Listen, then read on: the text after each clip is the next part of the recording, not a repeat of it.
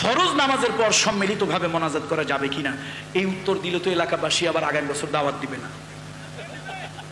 উত্তর কি আপনাদের পক্ষে দেব না বিপক্ষে দেব? হ্যাঁ, আপনাদের পক্ষে না বিপক্ষে, কোন দিকে দেব? যেটা আলহামদুলিল্লাহ, আল্লাহ আপনাদেরকে কবুল করুন। এই একটা দারুণ দামি কথা বলেছেন। আল্লাহ আল্লাহ আমি গুনাহগার, নাখান্দা পাপী গুনাহগার, তোমার একজন ওলি আওলাদ, যোগ্যতা সম্পন্ন আওলাদ নয়। আমি মানুষগুলোর জন্য কলিজা থেকে দোয়া করছি, আল্লাহ কিয়ামতের ময়দানে তোমার হাবিবের হাতে হাউজে কাউসারের পানি তুমি নসিব করে দাও। একবারে যোগ্য একটা কথা বলেছেন। আমরা ভয় পাই যে কোন দিকে উত্তর দেব, পক্ষের না বিপক্ষের। আসলে উত্তর হবে সঠিক, উত্তরটা দিতে হবে কি? তাহলে সঠিক উত্তর যদি দেই তাহলে এটা আমারও বিপক্ষে চলে যায়। সঠিক উত্তর হলো, আসলে প্রত্যেক ফরজ সালাতের পরে আমরা যে প্রক্রিয়ায় পদ্ধতিতে সম্মিলিত মোনাজাত করি, এটা রাসূলুল্লাহ সাল্লাল্লাহু আলাইহি ওয়াসাল্লামের বিধান নয়, সাহাবীরাও এমনটি করেননি। প্রত্যেক ফরজ সালাতের পর রাসূলুল্লাহ এবং তার সাহাবীরা, তাবেঈরা, তাবেঈরা সেই থেকে আজ পর্যন্ত যে আমলটা করে আসছে সেটা হলো প্রত্যেক সালাতের পরে দোয়া। প্রত্যেক সালাতের পরে কি? প্রত্যেক সালাতের পরে দোয়া, প্রত্যেক সালাতের পরে দোয়া। এটা মনে রাখবেন, মৃত্যুর আগ পর্যন্ত মনে রাখবেন। প্রত্যেক সালাতের পরে কি? দোয়া। রাসূলুল্লাহ সাল্লাল্লাহু আলাইহি ওয়াসাল্লাম সালাত ফিরিয়ে প্রথম আল্লাহু আকবার বলেছেন। আল্লাহু আকবার, আস্তাগফিরুল্লাহ, আস্তাগফিরুল্লাহ, আস্তাগফিরুল্লাহ, হাকাদা সালাসা মাররাত, আল্লাহুম্মা আনতা সালাম ওয়া মিনকাস সালাম। এটা পড়েছেন। তারপরে পড়েছেন আয়াতুল কুরসি, আল্লাহু লা ইলাহা ইল্লা হুয়াল হাইয়ুল কাইয়্যুম। এটা এই আয়াতুল কুরসি পড়েছেন। তারপরে এরকম অনেকগুলো দোয়া আমি যদি এরকম বলতেই থাকি পড়েছেন। তারপরে একবার পড়েছেন 33 বার সুবহানাল্লাহ, 33 বার আলহামদুলিল্লাহ, 33 বার আল্লাহু আকবার বা 34 বার আল্লাহু আকবার। মত হয়তো রিওয়ায়াত ভিন্ন ভিন্ন থাকতে পারে। এরপরে সূরা নাস পড়েছেন, সূরা ফালাক পড়েছেন, আরো কিছু মাসনুন দোয়া পড়েছেন। আল্লাহ নবী এরকম দোয়া হয়তো এটা সেটা একটু এদিক সেদিক হতে পারে, কিন্তু এটা প্রত্যেক সালাতের পরে রাসূলুল্লাহর আমল ছিল, সাহাবীদের আমল ছিল। একটা হাদিসের মধ্যে এসেছে, প্রত্যেক নামাজের পরে আয়াতুল কুরসি যারা নিয়মিত আমল যারা বানিয়ে নেবে, এই লোকটার মধ্যে বেহেশতের মধ্যে মৃত্যু ছাড়া আর কোনো পর্দা থাকবে না। এই আমলকারীর সাথে আর বেহেশতের সাথে কি নাই? মৃত্যু ছাড়া কোনো পর্দা নাই। কিন্তু এই মাসনুন দোয়াগুলি যা রাসূল নিয়মিত পড়েছেন, সাহাবীরা পড়েছেন, তাবেঈরা পড়েছেন, আমার দেশের ইমাম সাহেবদের আর এই মুসল্লিদের কোন রোগে, কোন জিনে, কোন ভূতে, কোন প্রেত পিশাচে ধরলো যে নামাজ পড়ে সালাম ফিরাইতে দেরি, হাত তুলে মোনাজাত করতে দেরি। বরং একটা কথা কি জানেন, এই সত্য উচ্চারণটা করলে অনেকে আমার আহলে হাদিস বানিয়ে দিবে। সেটা হচ্ছে নামাজের পরপর এই সম্মিলিত দোয়ার কারণে নামাজের সালামের পরপর যে সুন্নত আমলগুলো আছে ওগুলো ছুটে যায়। এটা কিন্তু চরম বাস্তবতা। 33 বার সুবহানাল্লাহ, 33 বার আলহামদুলিল্লাহ, 33 বার আল্লাহু আকবার, আপনি মুনাজাত করে এই সুন্নতে দাঁড়ায় যান, ওই সুন্নত আপনি কখন আদায় করলেন? এটা হচ্ছে এক চরম বাস্তব কথা। কিন্তু আমরা ইমাম সাহেবরা এই কথা বললে পাবলিক আঙ্গুরে কিলেই যে এতদিন পরে এটা কইতে আইছো, এই জন্য চুপচাপ থাকি, থাক বাবা, চলতে থাক। আমি মুনাজাতের বিপক্ষে নয়, রাসূলুল্লাহ যেভাবে সব সময় আমল করেছেন আমাদের ওইটাই করা উচিত। এই জন্য প্রত্যেক সালাতের পরে আমরা দোয়া পড়বো ইনশাআল্লাহ। বলি ইনশাআল্লাহ প্রত্যেক সালাত। ভাই একটা কথা মনে রাখবেন, এই যে দুনিয়ার জন্য যা কিছু করতেছেন, কোরআন হাতে নিয়ে বলতেছি, আল্লাহর কসম, আপনি আমি দুনিয়ার জন্য যা কিছু করতেছি এগুলি সব পরে, এগুলি সব পরে। শুধু ওই যে নামাজের পরে আল্লাহকে একবার সুবহানাল্লাহ বলতেছি, আলহামদুলিল্লাহ বলতেছি, ওইটা আমার আর আপনার। আপনি আমি মারা যাওয়ার পর এই সন্তান, কলিজার টুকরা সন্তান, 20 বিঘা জমি রেখে গিয়েছি, এই নিষ্ঠুর নির্দয় সন্তান 5 টুকরা, 4 টুকরা, 3 টুকরা কাফনের কাপড়ে জড়াইয়া ওই কবর নামক সিন্ধুকের ভিতরে আটকায় দিয়ে আসবে। 2 দিন 4 দিন কাঁদবে, এরপর ওই সন্তান ভুলেও আমার কবরের কাছে আর যাবে না। যাদের জন্য এত কিছু করতেছি সব আমার দুশ্মন। যে স্ত্রীর জন্য গায়ের ঘাম পায়ে ফেলতেছি সেই স্ত্রীও দুশ্মন। রাত 12টার সময় আপনার আমার প্রাণ চলে গেছে, স্ত্রী কাঁদতেছে, পাড়া প্রতিবেশী আসলো, স্ত্রী বলছে ঘরের থেকে, খাটের থেকে লাশটা নামা। কেন? এই মরা লাশটা খাটের উপরে থাকলে আমার বাচ্চা কাচ্চারা ভয়তেই খাটে শুইতে চাইবে না। তোমার টাকা আমার টাকায়, কষ্টের টাকায় বানানো খাট, তোমার টাকা আমার টাকায় বানানো কষ্টের টাকায় খাট। শিক্ষার থেকে তোমাকে আমাকে শীতের দিনে একটা হোগলার মধ্যে একটা পাটির মধ্যে, একটা বিছানার চাদরের মধ্যে উত্তর শীতান করে শুয়ায় রাখলো। যারা দুনিয়া এত নিষ্ঠুরতা অবলম্বন করতে পারে, ওই বিল্ডিং তারাই রেখে দেবে, ওই বাড়ি গাড়ি ধন দৌলত তারাই রেখে দেবে, কবরে শুধু তুমি আর আমি খালি হাতে যাব। সুতরাং আসো, এই নামাজের পরে বিভিন্ন সময় একটু তসবিহ পড়ি, একটু দোয়া পড়ি, একটু আমল করি। এটাই তোমার আমার ব্যালেন্স, এটাই তোমার আমার বন্ধু, এটাই তোমার আর আমার সাথে যাবে। ইদা মাতাল ইনসান, আর হাদিসে আসছে ইদা মাতা ইবনে আদম ইনকাতা আনহু আমালুহু ইল্লা মিন সালাস। দুই ধরনের রিওয়ায়াত এসেছে হাদিসে। মানুষ যখন, ইবনে আদম যখন মারা যাবে, আমলের দরজা তার থেকে বন্ধ হয়ে যাবে তিনটা ছাড়া। সুতরাং আজকের এই কসবার কায়েমপুরের মুরব্বীদেরকে বলে যাচ্ছি, আসুন, সব আপনার আমার দুশ্মন, একমাত্র আপনার এবং আমার নেক আমল হচ্ছে আসল। এই নেক আমল যদি আমরা করতে পারি, তাহলেই আমরা কবরে কিছু নিয়ে যেতে পারবো, নাহলে আমরা বদকিসমত, খালি হাতে ওই কবর দেশে রওনা হতে হবে। ফরজ নামাজের পর সম্মিলিত ভাবে মোনাজাত করা যাবে কিনা, এই উত্তর দিলে তো এলাকাবাসী আবার আগামী বছর দাওয়াত দিবে না। উত্তর কি আপনাদের পক্ষে দেব না বিপক্ষে দেব? হ্যাঁ, আপনাদের পক্ষে না বিপক্ষে, কোন দিকে দেব?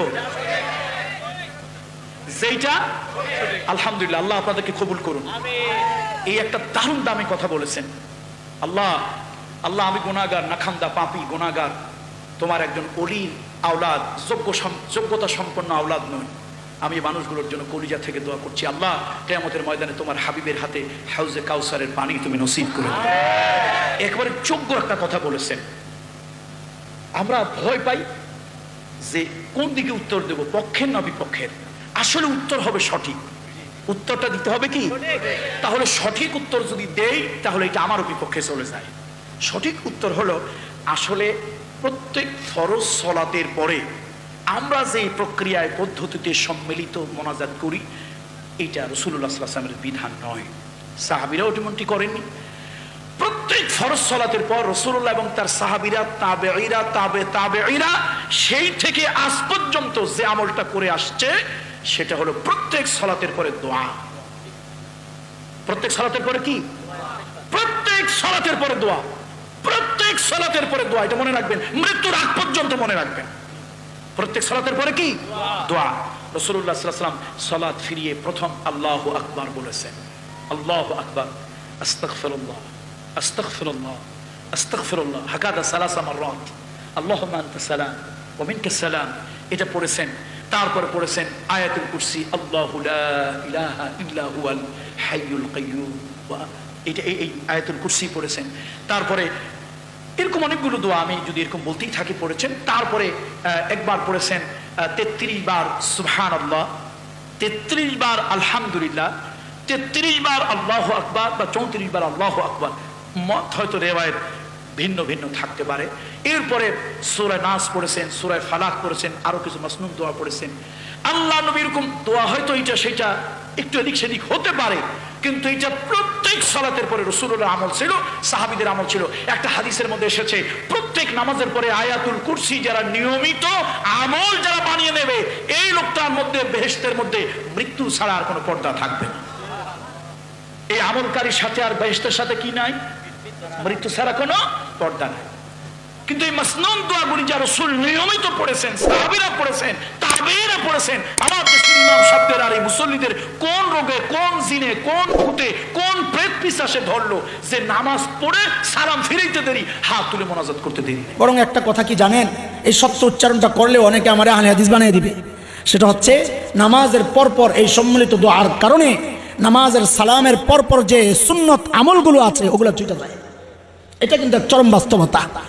33 বার সুবহানাল্লাহ, 33 বার আলহামদুলিল্লাহ, 33 বার আল্লাহু আকবার, আপনি মুনাজাত করে এই সুন্নতে দাঁড়ায় যান, ওই সুন্নত আপনি কখন আদায় করলেন? এটা হচ্ছে এক চরম বাস্তব কথা।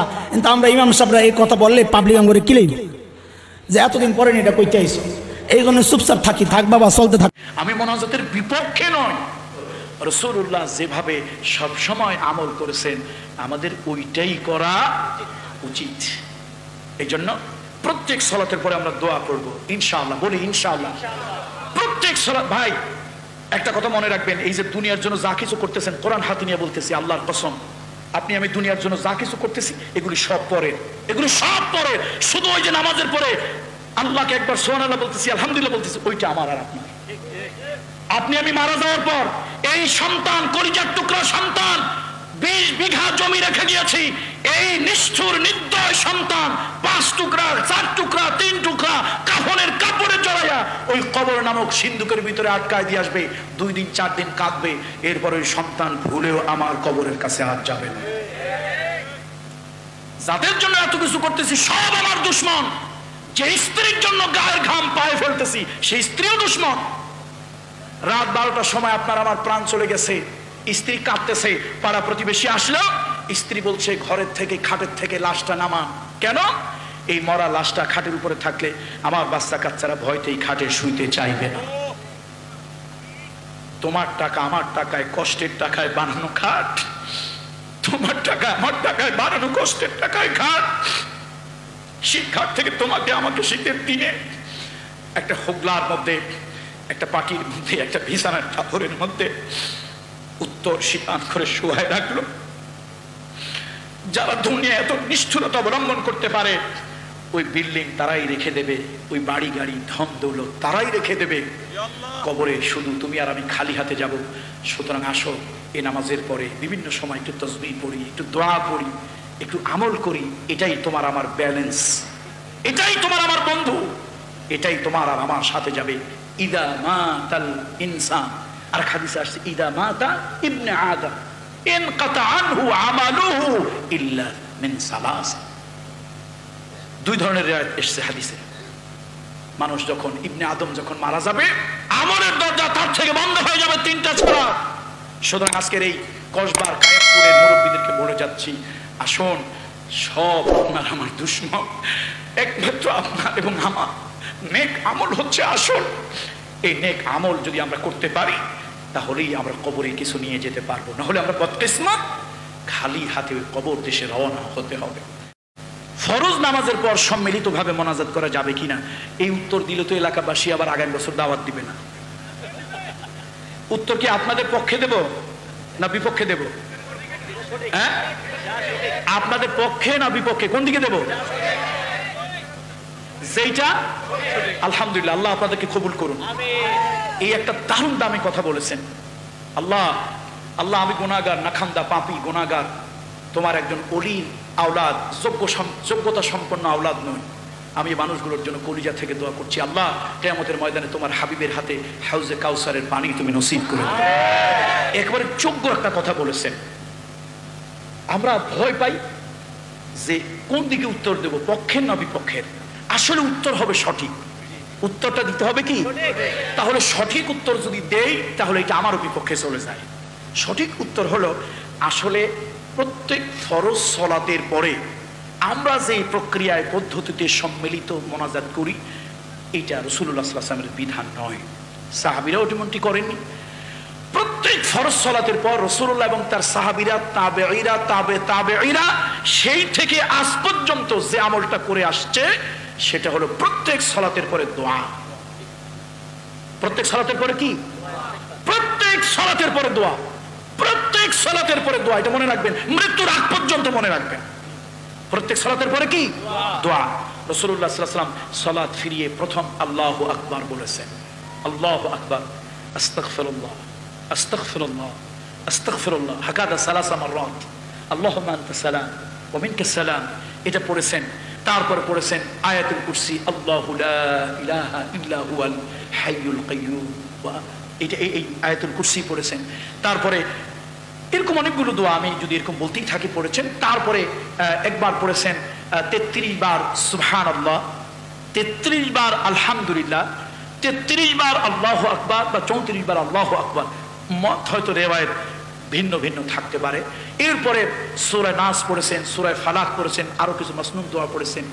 আল্লাহ নবী এরকম দোয়া হয়তো এটা সেটা একটু এদিক সেদিক হতে পারে, কিন্তু এটা প্রত্যেক সালাতের পরে রাসূলুল্লাহর আমল ছিল, সাহাবীদের আমল ছিল। একটা হাদিসের মধ্যে এসেছে, প্রত্যেক নামাজের পরে আয়াতুল কুরসি যারা নিয়মিত আমল যারা বানিয়ে নেবে, এই লোকটার মধ্যে বেহেশতের মধ্যে মৃত্যু ছাড়া আর কোনো পর্দা থাকবে না। এই আমলকারীর সাথে আর বেহেশতের সাথে কি নাই? মৃত্যু ছাড়া কোনো পর্দা নাই। কিন্তু এই মাসনুন দোয়াগুলি যা রাসূল নিয়মিত পড়েছেন, সাহাবীরা পড়েছেন, তাবেঈরা পড়েছেন, আমার দেশের ইমাম সাহেবদের আর এই মুসল্লিদের কোন রোগে, কোন জিনে, কোন ভূতে, কোন প্রেত পিশাচে ধরলো যে নামাজ পড়ে সালাম ফিরাইতে দেরি, হাত তুলে মোনাজাত করতে দেরি? বরং একটা কথা কি জানেন, এই সত্য উচ্চারণটা করলে অনেকে আমার আহলে হাদিস বানিয়ে দিবে। সেটা হচ্ছে নামাজের পরপর এই সম্মিলিত দোয়ার কারণে নামাজের সালামের পরপর যে সুন্নত আমলগুলো আছে ওগুলো ছুটে যায়। এটা কিন্তু এক চরম বাস্তবতা। 33 বার সুবহানাল্লাহ, 33 বার আলহামদুলিল্লাহ, 33 বার আল্লাহু আকবার, আপনি মুনাজাত করে এই সুন্নতে দাঁড়ায় যান, ওই সুন্নত আপনি কখন আদায় করলেন? এটা হচ্ছে এক চরম বাস্তব কথা। কিন্তু আমরা ইমাম সাহেবরা এই কথা বললে পাবলিক আঙ্গুরে কিলেই যে এতদিন পরে এটা কইতে আইছো, এই জন্য চুপচাপ থাকি, থাক বাবা, চলতে থাক। আমি মোনাজাতের বিপক্ষে নয়, রাসূলুল্লাহ যেভাবে সব সময় আমল করেছেন আমাদের ওইটাই করা উচিত। এই জন্য প্রত্যেক সালাতের পরে আমরা দোয়া পড়ব ইনশাআল্লাহ। বলি ইনশাআল্লাহ প্রত্যেক সালাত। ভাই একটা কথা মনে রাখবেন, এই যে দুনিয়ার জন্য যা কিছু করতেছেন, কোরআন হাতে নিয়ে বলতেছি, আল্লাহর কসম, আপনি আমি দুনিয়ার জন্য যা কিছু করতেছি এগুলি সব পরে, এগুলি সব পরে। শুধু ওই যে নামাজের পরে আল্লাহকে একবার সুবহানাল্লাহ বলতেছি, আলহামদুলিল্লাহ বলতেছি, ওইটা আমার আর আপনার। আপনি আমি মারা যাওয়ার পর এই সন্তান, কলিজার টুকরা সন্তান, 20 বিঘা জমি রেখে গিয়েছি, এই নিষ্ঠুর নির্দয় সন্তান 5 টুকরা, 4 টুকরা, 3 টুকরা কাফনের কাপড়ে জড়াইয়া ওই কবর নামক সিন্ধুকের ভিতরে আটকায় দিয়ে আসবে। 2 দিন 4 দিন কাঁদবে, এরপর ওই সন্তান ভুলেও আমার কবরের কাছে আর যাবে না। যাদের জন্য এত কিছু করতেছি সব আমার দুশ্মন। যে স্ত্রীর জন্য গায়ের ঘাম পায়ে ফেলতেছি সেই স্ত্রীও দুশ্মন। রাত 12টার সময় আপনার আমার প্রাণ চলে গেছে, স্ত্রী কাঁদতেছে, পাড়া প্রতিবেশী আসলো, স্ত্রী বলছে ঘরের থেকে, খাটের থেকে লাশটা নামা। কেন? এই মরা লাশটা খাটের উপরে থাকলে আমার বাচ্চা কাচ্চারা ভয়তেই খাটে শুনতে চাইবে না। তোমার টাকা আমার টাকায়, কষ্টের টাকায় বানানো খাট, তোমার টাকা আমার টাকায় বানানো কষ্টের টাকায় খাট। শিক্ষার থেকে তোমাকে আমাকে শীতের দিনে একটা হোগলার মধ্যে, একটা পাটির মধ্যে, একটা বিছানার চাদরের মধ্যে উত্তর শীতান করে শুয়ায় রাখলো। যারা দুনিয়া এত নিষ্ঠুরতা অবলম্বন করতে পারে ওই বিল্ডিং তারাই রেখে দেবে, ওই বাড়ি গাড়ি ধন দৌলত তারাই রেখে দেবে, কবরে শুধু তুমি আর আমি খালি হাতে যাব। সুতরাং আসো এই নামাজের পরে বিভিন্ন সময় একটু তাসবিহ পড়ি, একটু দোয়া পড়ি, একটু আমল করি। এটাই তোমার আমার ব্যালেন্স, এটাই তোমার আমার বন্ধু, এটাই তোমার আর আমার সাথে যাবে। ইদা মাতাল ইনসান, আর হাদিসে আসছে ইদা মাতা ইবনে আদম ইনকাতা আনহু আমালুহু ইল্লা মিন সালাস। 2 ধরনের রিওয়ায়াত এসেছে হাদিসে। মানুষ যখন, ইবনে আদম যখন মারা যাবে, আমলের দরজা তার থেকে বন্ধ হয়ে যাবে 3টা ছাড়া। সুতরাং আজকের এই কসবার কায়েমপুরের মুরব্বীদেরকে বলে যাচ্ছি, আসুন, সব আপনার আমার দুশ্মন, একমাত্র আপনার এবং আমার নেক আমল হচ্ছে আসল। এই নেক আমল যদি আমরা করতে পারি তাহলেই আমরা কবরে কিছু নিয়ে যেতে পারবো, নাহলে আমরা বদকিসমত, খালি হাতে ওই কবর দেশে রওনা হতে হবে। ফরজ নামাজের পর সম্মিলিতভাবে মোনাজাত করা যাবে কিনা, এই উত্তর দিলে তো এলাকাবাসী আবার আগামী বছর দাওয়াত দিবে না। উত্তর কি আপনাদের পক্ষে দেব না বিপক্ষে দেব? হ্যাঁ, আপনাদের পক্ষে না বিপক্ষে, কোন দিকে দেব? যেটা আলহামদুলিল্লাহ, আল্লাহ আপনাদেরকে কবুল করুন। এই একটা দারুণ দামি কথা বলেছেন। আল্লাহ, আল্লাহ আমি গুনাহগার, নাখান্দা পাপী গুনাহগার, তোমার একজন ওলির আওলাদ, যোগ্যতা সম্পন্ন আওলাদ নয়। আমি মানুষগুলোর জন্য কলিজা থেকে দোয়া করছি, আল্লাহ কিয়ামতের ময়দানে তোমার হাবিবের হাতে হাউজে কাউসারের পানি তুমি নসিব করে দাও। একেবারে যোগ্য একটা কথা বলেছেন। আমরা ভয় পাই যে কোন দিকে উত্তর দেব, পক্ষের না বিপক্ষের।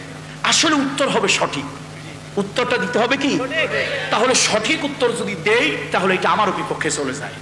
সঠিক উত্তর হলো, আসলে প্রত্যেক ফরজ সালাতের পরে আমরা যে প্রক্রিয়ায় পদ্ধতিতে সম্মিলিত মোনাজাত করি, এটা রাসূলুল্লাহ সাল্লাল্লাহু আলাইহি ওয়াসাল্লামের বিধান নয়, সাহাবীরাও এমনটি করেননি। প্রত্যেক ফরজ সালাতের পর রাসূলুল্লাহ এবং তার সাহাবীরা, তাবেঈরা, তাবেঈরা সেই থেকে আজ পর্যন্ত যে আমলটা করে আসছে সেটা হলো প্রত্যেক সালাতের পরে দোয়া। প্রত্যেক সালাতের পরে কি? প্রত্যেক সালাতের পরে দোয়া, প্রত্যেক সালাতের পরে দোয়া। এটা মনে রাখবেন, মৃত্যুর আগ পর্যন্ত মনে রাখবেন। প্রত্যেক সালাতের পরে কি দোয়া। রাসূলুল্লাহ সাল্লাল্লাহু আলাইহি ওয়াসাল্লাম সালাত ফিরিয়ে প্রথম আল্লাহু আকবার বলেছেন। আল্লাহু আকবার, আস্তাগফিরুল্লাহ, আস্তাগফিরুল্লাহ, আস্তাগফিরুল্লাহ, হাকাদা সালাসা মাররাত, আল্লাহুম্মা আনতাস সালাম ওয়া মিনকাস সালাম, এটা পড়েছেন। তারপরে পড়েছেন আয়াতুল কুরসি, আল্লাহু লা ইলাহা ইল্লা হুয়াল হাইয়ুল কাইয়্যুম, এটা এই আয়াতুল কুরসি পড়েছেন। তারপরে এরকম অনেকগুলো দোয়া আমি যদি এরকম বলতেই থাকি পড়েছেন। তারপরে একবার পড়েছেন 33 বার সুবহানাল্লাহ, 33 বার আলহামদুলিল্লাহ, 33 বার আল্লাহু আকবার বা 34 বার আল্লাহু আকবার, মত হয়তো রিওয়ায়াত ভিন্ন ভিন্ন থাকতে পারে। এরপরে সূরা নাস পড়েছেন, সূরা ফালাক পড়েছেন, আরো কিছু মাসনুন দোয়া পড়েছেন। আল্লাহ নবী এরকম দোয়া হয়তো এটা সেটা একটু এদিক সেদিক হতে পারে, কিন্তু এটা প্রত্যেক সালাতের পরে রাসূলুল্লাহর আমল ছিল, সাহাবীদের আমল ছিল। একটা হাদিসের মধ্যে এসেছে প্রত্যেক নামাজের পরে আয়াতুল কুরসি যারা নিয়মিত আমল যারা বানিয়ে নেবে, এই লোকটার মধ্যে বেহেশতের মধ্যে মৃত্যু ছাড়া আর কোনো পর্দা থাকবে না। এই আমলকারীর সাথে আর বেহেশতের সাথে কি নাই? মৃত্যু ছাড়া কোনো পর্দা নাই। কিন্তু এই মাসনুন দোয়াগুলি যা রাসূল নিয়মিত পড়েছেন, সাহাবীরা পড়েছেন, তাবেঈরা পড়েছেন, আমার দেশের ইমাম সাহেবদের আর এই মুসল্লিদের কোন রোগে, কোন জিনে, কোন ভূতে, কোন প্রেত পিশাচে ধরলো যে নামাজ পড়ে সালাম ফিরাইতে দেরি, হাত তুলে মোনাজাত করতে দেরি। বরং একটা কথা কি জানেন, এই সত্য উচ্চারণটা করলে অনেকে আমার আহলে হাদিস বানিয়ে দিবে। সেটা হচ্ছে নামাজের পরপর এই সম্মিলিত দোয়ার কারণে নামাজের সালামের পরপর যে সুন্নত আমলগুলো আছে ওগুলো ছুটে যায়। এটা কিন্তু এক চরম বাস্তবতা। 33 বার সুবহানাল্লাহ, 33 বার আলহামদুলিল্লাহ, 33 বার আল্লাহু আকবার, আপনি মুনাজাত করে এই সুন্নতে দাঁড়ায় যান, ওই সুন্নত আপনি কখন আদায় করলেন? এটা হচ্ছে এক চরম বাস্তব কথা। কিন্তু আমরা ইমাম সাহেবরা এই কথা বললে পাবলিক আঙ্গুরে কিলেই যে এতদিন পরে এটা কইতে আইছো, এই জন্য চুপচাপ থাকি, থাক বাবা, চলতে থাক। আমি মুনাজাতের বিপক্ষে নয়, রাসূলুল্লাহ যেভাবে সব সময় আমল করেছেন আমাদের ওইটাই করা উচিত। এই জন্য প্রত্যেক সালাতের পরে আমরা দোয়া করব ইনশাআল্লাহ, বলি ইনশাআল্লাহ প্রত্যেক সালাত। ভাই একটা কথা মনে রাখবেন, এই যে দুনিয়ার জন্য যা কিছু করতেছেন, কোরআন হাতে নিয়ে বলতেছি আল্লাহর কসম, আপনি আমি দুনিয়ার জন্য যা কিছু করতেছি এগুলি সব পরে, এগুলি সব পরে। শুধু ওই যে নামাজের পরে আল্লাহকে একবার সুবহানাল্লাহ বলতেছি, আলহামদুলিল্লাহ বলতেছি, ওইটা আমার আর আপনার। আপনি আমি মারা যাওয়ার পর এই সন্তান, কলিজার টুকরা সন্তান, 20 বিঘা জমি রেখে দিয়েছি, এই নিষ্ঠুর নির্দয় সন্তান 5 টুকরা, 4 টুকরা, 3 টুকরা কাফনের কাপড়ে জড়াইয়া ওই কবর নামক সিন্ধুকের ভিতরে আটকায় দিয়ে আসবে। 2 দিন 4 দিন কাঁদবে, এরপর ওই সন্তান ভুলেও আমার কবরের কাছে আর যাবে না। যাদের জন্য এত কিছু করতেছি সব আমার দুশ্মন। যে স্ত্রীর জন্য গায়ের ঘাম পায়ে ফেলতেছি সেই স্ত্রীও দুশ্মন। রাত 12টার সময় আপনার আমার প্রাণ চলে গেছে, স্ত্রী কাঁদতেছে, পাড়া প্রতিবেশী আসলো, স্ত্রী বলছে ঘরের থেকে, খাটের থেকে লাশটা নামান। কেন? এই মরা লাশটা খাটের উপরে থাকলে আমার বাচ্চা কাচ্চারা ভয়তেই খাটে শুইতে চাইবে না। তোমার টাকা আমার টাকায়, কষ্টের টাকায় বানানো খাট, তোমার টাকা আমার টাকায় বানানো কষ্টের টাকায় খাট, সেই খাট থেকে তোমাকে আমাকে শীতের দিনে একটা হোগলার মধ্যে, একটা পাটির মধ্যে, একটা বিছানার চাদরের মধ্যে উত্তর শীতান করে শুয়ায় রাখলো। যারা দুনিয়া এত নিষ্ঠুরতা অবলম্বন করতে পারে, ওই বিল্ডিং তারাই রেখে দেবে, ওই বাড়ি গাড়ি ধন দৌলত তারাই রেখে দেবে, কবরে শুধু তুমি আর আমি খালি হাতে যাব। সুতরাং আসো, এই নামাজের পরে বিভিন্ন সময় একটু তাসবিহ পড়ি, একটু দোয়া পড়ি, একটু আমল করি। এটাই তোমার আমার ব্যালেন্স, এটাই তোমার আমার বন্ধু, এটাই তোমার আর আমার সাথে যাবে। ইদা মাতাল ইনসান, আর হাদিসে আসছে ইদা মাতা ইবনে আদম ইনকাতা আনহু আমালুহু ইল্লা মিন সালাস। 2 ধরনের রিওয়ায়াত এসেছে হাদিসে। মানুষ যখন, ইবনে আদম যখন মারা যাবে, আমলের দরজা তার থেকে বন্ধ হয়ে যাবে 3টা ছাড়া। সুতরাং আজকের এই কসবার কায়েমপুরের মুরব্বীদেরকে বলে যাচ্ছি, আসুন, সব আপনার আমার দুশ্মন, একমাত্র আপনার এবং আমার নেক আমল হচ্ছে আসল। এই নেক আমল যদি আমরা করতে পারি তাহলেই আমরা কবরে কিছু নিয়ে যেতে পারবো, নাহলে আমরা বদকিসমত, খালি হাতে ওই কবর দেশে রওনা হতে হবে। ফরজ নামাজের পর সম্মিলিতভাবে মোনাজাত করা যাবে কিনা, এই উত্তর দিলে তো এলাকাবাসী আবার আগামী বছর দাওয়াত দিবে না। উত্তর কি আপনাদের পক্ষে দেব না বিপক্ষে দেব? হ্যাঁ, আপনাদের পক্ষে না বিপক্ষে, কোন দিকে দেব? যেটা আলহামদুলিল্লাহ, আল্লাহ আপনাদেরকে কবুল করুন। এই একটা দারুণ দামি কথা বলেছেন। আল্লাহ আল্লাহ আমি গুনাহগার, নাখান্দা পাপী গুনাহগার, তোমার একজন আওলাদ, যোগ্যতা সম্পন্ন আওলাদ নয়। আমি মানুষগুলোর জন্য কলিজা থেকে দোয়া করছি, আল্লাহ কিয়ামতের ময়দানে তোমার হাবিবের হাতে হাউজে কাউসারের পানি তুমি নসিব করে দাও। একবারে যোগ্য একটা কথা বলেছেন। আমরা ভয় পাই যে কোন দিকে উত্তর দেব, পক্ষের না বিপক্ষের। আসলে উত্তর হবে সঠিক, উত্তরটা দিতে হবে কি? তাহলে সঠিক উত্তর যদি দেই তাহলে এটা আমারও বিপক্ষে চলে যায়। সঠিক উত্তর হলো, আসলে প্রত্যেক ফরজ সালাতের পরে আমরা যে প্রক্রিয়ায় পদ্ধতিতে সম্মিলিত মোনাজাত করি, এটা রাসূলুল্লাহ সাল্লাল্লাহু আলাইহি ওয়াসাল্লামের বিধান নয়, সাহাবীরাও এমনটি করেননি। প্রত্যেক ফরজ সালাতের পর রাসূলুল্লাহ এবং তার সাহাবীরা, তাবেঈরা, তাবেঈরা সেই থেকে আজ পর্যন্ত যে আমলটা করে আসছে সেটা হলো প্রত্যেক সালাতের পরে দোয়া। প্রত্যেক সালাতের পরে কি? প্রত্যেক সালাতের পরে দোয়া, প্রত্যেক সালাতের পরে দোয়া। এটা মনে রাখবেন, মৃত্যুর আগ পর্যন্ত মনে রাখবেন। প্রত্যেক সালাতের পরে কি? দোয়া। রাসূলুল্লাহ সাল্লাল্লাহু আলাইহি ওয়াসাল্লাম সালাত ফিরিয়ে প্রথম আল্লাহু আকবার বলেছেন। আল্লাহু আকবার, আস্তাগফিরুল্লাহ, আস্তাগফিরুল্লাহ, আস্তাগফিরুল্লাহ, হাকাদা সালাসা মাররাত, আল্লাহুম্মা আনতা সালাম ওয়া মিনকা সালাম। এটা পড়েছেন। তারপরে পড়েছেন আয়াতুল কুরসি, আল্লাহু লা ইলাহা ইল্লা হুয়াল হাইয়ুল কাইয়্যুম। এটা এই আয়াতুল কুরসি পড়েছেন। তারপরে এরকম অনেকগুলো দোয়া আমি যদি এরকম বলতেই থাকি পড়েছেন। তারপরে একবার পড়েছেন 33 বার সুবহানাল্লাহ, 33 বার আলহামদুলিল্লাহ, 33 বার আল্লাহু আকবার বা 34 বার আল্লাহু আকবার। মত হয়তো রিওয়ায়াত ভিন্ন ভিন্ন থাকতে পারে। এরপরে সূরা নাস পড়েছেন, সূরা ফালাক পড়েছেন, আরো কিছু মাসনুন দোয়া পড়েছেন। আল্লাহ নবী এরকম দোয়া হয়তো এটা সেটা একটু এদিক সেদিক হতে পারে, কিন্তু এটা প্রত্যেক সালাতের পরে রাসূলুল্লাহর আমল ছিল, সাহাবীদের আমল ছিল। একটা হাদিসের মধ্যে এসেছে, প্রত্যেক নামাজের পরে আয়াতুল কুরসি যারা নিয়মিত আমল যারা বানিয়ে নেবে, এই লোকটার মধ্যে বেহেশতের মধ্যে মৃত্যু ছাড়া আর কোনো পর্দা থাকবে না। এই আমলকারীর সাথে আর বেহেশতের সাথে কি নাই? মৃত্যু ছাড়া কোনো পর্দা নাই। কিন্তু এই মাসনুন দোয়াগুলি যা রাসূল নিয়মিত পড়েছেন, সাহাবীরা পড়েছেন, তাবেঈরা পড়েছেন, আমার দেশের ইমাম সাহেবদের আর এই মুসল্লিদের কোন রোগে, কোন জিনে, কোন ভূতে, কোন প্রেত পিশাচে ধরলো যে নামাজ পড়ে সালাম ফিরাইতে দেরি, হাত তুলে মোনাজাত করতে দেরি। বরং একটা কথা কি জানেন, এই সত্য উচ্চারণটা করলে অনেকে আমার আহলে হাদিস বানিয়ে দিবে।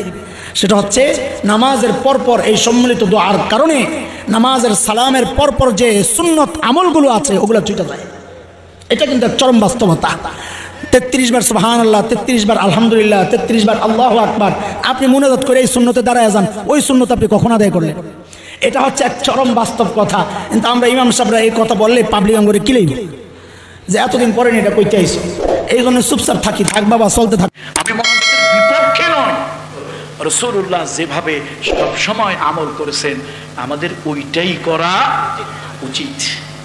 এই জন্য প্রত্যেক সালাতের পরে আমরা দোয়া পড়ব ইনশাআল্লাহ। বলি ইনশাআল্লাহ। প্রত্যেক সালাত। ভাই একটা কথা মনে রাখবেন, এই যে দুনিয়ার জন্য যা কিছু করতেছেন, কোরআন হাতে নিয়ে বলতেছি, আল্লাহর কসম, আপনি আমি দুনিয়ার জন্য যা কিছু করতেছি এগুলি সব পরের, এগুলি সব পরের। শুধু ওই যে নামাজের পরে আল্লাহকে একবার সুবহানাল্লাহ বলতেছি, আলহামদুলিল্লাহ বলতেছি, ওইটা আমার আর আপনার। আপনি আমি মারা যাওয়ার পর এই সন্তান, কলিজার টুকরা সন্তান, 20 বিঘা জমি রেখে গিয়েছি, এই নিষ্ঠুর নির্দয় সন্তান 5 টুকরা, 4 টুকরা, 3 টুকরা কাফনের কাপড়ে জড়াইয়া ওই কবর নামক সিন্ধুকের ভিতরে আটকায় দিয়ে আসবে। 2 দিন 4 দিন কাঁদবে, এরপর ওই সন্তান ভুলেও আমার কবরের কাছে আর যাবে না। যাদের জন্য এত কিছু করতেছি সব আমার দুশ্মন। যে স্ত্রীর জন্য গায়ের ঘাম পায়ে ফেলতেছি সেই স্ত্রীও দুশ্মন। রাত 12টার সময় আপনার আমার প্রাণ চলে গেছে, স্ত্রী কাঁদতেছে, পাড়া প্রতিবেশী আসলো, স্ত্রী বলছে ঘরের থেকে, খাটের থেকে লাশটা নামান। কেন? এই মরা লাশটা খাটের উপরে থাকলে আমার বাচ্চা কাচ্চারা ভয়তেই খাটে শুইতে চাইবে না। তোমার টাকা আমার টাকায়, কষ্টের টাকায় বানানো খাট, তোমার টাকা আমার টাকায় বানানো কষ্টের টাকায় খাট। শিক্ষার থেকে তোমাকে আমাকে শীতের দিনে একটা হোগলার মধ্যে, একটা পাটির মধ্যে, একটা বিছানার চাদরের মধ্যে উত্তর শীতান করে শুয়ায় রাখলো। যারা দুনিয়া এত নিষ্ঠুরতা অবলম্বন করতে পারে, ওই বিল্ডিং তারাই রেখে দেবে, ওই বাড়ি গাড়ি ধন দৌলত তারাই রেখে দেবে, কবরে শুধু তুমি আর আমি খালি হাতে যাব। সুতরাং আসো, এই নামাজের পরে বিভিন্ন সময় একটু তাসবিহ পড়ি, একটু দোয়া পড়ি, একটু আমল করি, এটাই তোমার আমার ব্যালেন্স, এটাই তোমার আমার বন্ধু, এটাই তোমার আর আমার সাথে যাবে। ইদা মাতাল ইনসান, আর হাদিসে আসছে ইদা মাতা ইবনে আদম ইনকাতা আনহু আমালুহু ইল্লা মিন সালাস। দুই ধরনের রিওয়ায়াত এসেছে হাদিসে। মানুষ যখন ইবনে আদম যখন মারা যাবে, আমলের দরজা তার থেকে বন্ধ হয়ে যাবে তিনটা ছাড়া। সুতরাং আজকের এই কসবার কায়েমপুরের মুরব্বীদেরকে বলে যাচ্ছি, আসুন, সব আপনার আমার দুশ্মন, একমাত্র আপনার এবং আমার নেক আমল হচ্ছে আসল। এই নেক আমল যদি আমরা করতে পারি তাহলেই আমরা কবরে কিছু নিয়ে যেতে পারবো, না হলে আমরা বদকিসমত, খালি হাতে ওই কবর দেশে রওনা হতে হবে। ফরজ নামাজের পর সম্মিলিতভাবে মোনাজাত করা যাবে কিনা, এই উত্তর দিলে তো এলাকাবাসী আবার আগামী বছর দাওয়াত দিবে না। উত্তর কি আপনাদের পক্ষে দেব না বিপক্ষে দেব? হ্যাঁ, আপনাদের পক্ষে না বিপক্ষে, কোন দিকে দেব? যেইটা আলহামদুলিল্লাহ, আল্লাহ আপনাদেরকে কবুল করুন। এই একটা দারুণ দামে কথা বলেছেন। আল্লাহ আল্লাহ, আমি গুনাহগার, নাখান্দা পাপী গুনাহগার, তোমার একজন ওলির আওলাদ, যোগ্যতা সম্পন্ন আওলাদ নয়। আমি মানুষগুলোর জন্য কলিজা থেকে দোয়া করছি, আল্লাহ কিয়ামতের ময়দানে তোমার হাবিবের হাতে হাউজে কাউসারের পানি তুমি নসিব করে দাও। একবারে যোগ্য একটা কথা বলেছেন। আমরা ভয় পাই যে কোন দিকে উত্তর দেব, পক্ষের না বিপক্ষের। আসলে উত্তর হবে সঠিক, উত্তরটা দিতে হবে কি? তাহলে সঠিক উত্তর যদি দেই তাহলে এটা আমারও বিপক্ষে চলে যায়। সঠিক উত্তর হলো, আসলে প্রত্যেক ফরজ সালাতের পরে আমরা যে প্রক্রিয়ায় পদ্ধতিতে সম্মিলিত মোনাজাত করি, এটা রাসূলুল্লাহ সাল্লাল্লাহু আলাইহি ওয়াসাল্লামের বিধান নয়, সাহাবীরাও এমনটি করেননি। প্রত্যেক ফরজ সালাতের পর রাসূলুল্লাহ এবং তার সাহাবীরা, তাবেঈরা, তাবেঈরা সেই থেকে আজ পর্যন্ত যে আমলটা করে আসছে সেটা হলো প্রত্যেক সালাতের পরে দোয়া। প্রত্যেক সালাতের পরে কি? প্রত্যেক সালাতের পরে দোয়া, প্রত্যেক সালাতের পরে দোয়া। এটা মনে রাখবেন, মৃত্যুর আগ পর্যন্ত মনে রাখবেন। প্রত্যেক সালাতের পরে কি? দোয়া। রাসূলুল্লাহ সাল্লাল্লাহু আলাইহি ওয়াসাল্লাম সালাত ফিরিয়ে প্রথম আল্লাহু আকবার বলেছেন। আল্লাহু আকবার, আস্তাগফিরুল্লাহ, আস্তাগফিরুল্লাহ, আস্তাগফিরুল্লাহ, হাকাদা সালাসা মাররাত, আল্লাহুম্মা আনতাস সালাম ওয়া মিনকাস সালাম। এটা পড়েছেন।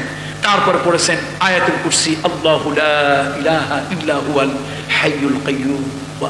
এটা এই আয়াতুল কুরসি পড়েছেন। তারপরে এরকম অনেকগুলো দোয়া আমি যদি এরকম বলতেই থাকি পড়েছেন। তারপরে একবার পড়েছেন 33 বার সুবহানাল্লাহ, 33 বার আলহামদুলিল্লাহ, 33 বার আল্লাহু আকবার বা 34 বার আল্লাহু আকবার। মত হয়তো রিওয়ায়াত ভিন্ন ভিন্ন থাকতে পারে। এরপরে সূরা নাস পড়েছেন, সূরা ফালাক পড়েছেন, আরো কিছু মাসনুন দোয়া পড়েছেন। আল্লাহ নবী এরকম দোয়া হয়তো এটা সেটা একটু এদিক সেদিক হতে পারে, কিন্তু এটা প্রত্যেক সালাতের পরে রাসূলুল্লাহর আমল ছিল, সাহাবীদের আমল ছিল। একটা হাদিসের মধ্যে এসেছে, প্রত্যেক নামাজের পরে আয়াতুল কুরসি যারা নিয়মিত আমল যারা বানিয়ে নেবে, এই লোকটার মধ্যে বেহেশতের মধ্যে মৃত্যু ছাড়া আর কোনো পর্দা থাকবে না। এই আমলকারীর সাথে আর বেহেশতের সাথে কি নাই? মৃত্যু ছাড়া কোনো পর্দা নাই।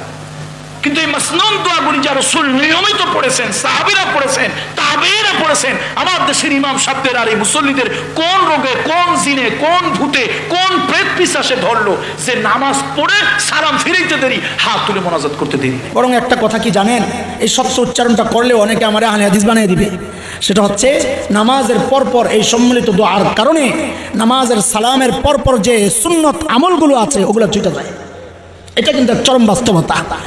33 বার সুবহানাল্লাহ, 33 বার আলহামদুলিল্লাহ, 33 বার আল্লাহু আকবার, আপনি মুনাজাত করে এই সুন্নতে দাঁড়ায় যান, ওই সুন্নত আপনি কখন আদায় করলেন? এটা হচ্ছে এক চরম বাস্তব কথা। কিন্তু আমরা ইমাম সাহেবরা এই কথা বললে পাবলিক আঙ্গুরে কিলেই যে এতদিন পরে এটা কইতে আইছো, এই জন্য চুপচাপ থাক বাবা, চলতে থাক। আমি মোনাজাতের বিপক্ষে নয়, রাসূলুল্লাহ যেভাবে সব সময় আমল করেছেন আমাদের ওইটাই করা উচিত। এই জন্য প্রত্যেক সালাতের পরে আমরা দোয়া করব ইনশাআল্লাহ। বলি ইনশাআল্লাহ। প্রত্যেক সালাত। ভাই একটা কথা মনে রাখবেন, এই যে দুনিয়ার জন্য যা কিছু করতেছেন, কোরআন হাতে নিয়ে বলতেছি, আল্লাহর কসম, আপনি আমি দুনিয়ার জন্য যা কিছু করতেছি এগুলি সব পরের, এগুলি সব পরের। শুধু ওই যে নামাজের পরে আল্লাহকে একবার সুবহানাল্লাহ বলতেছি, আলহামদুলিল্লাহ বলতেছি, ওইটা আমার আর আপনার।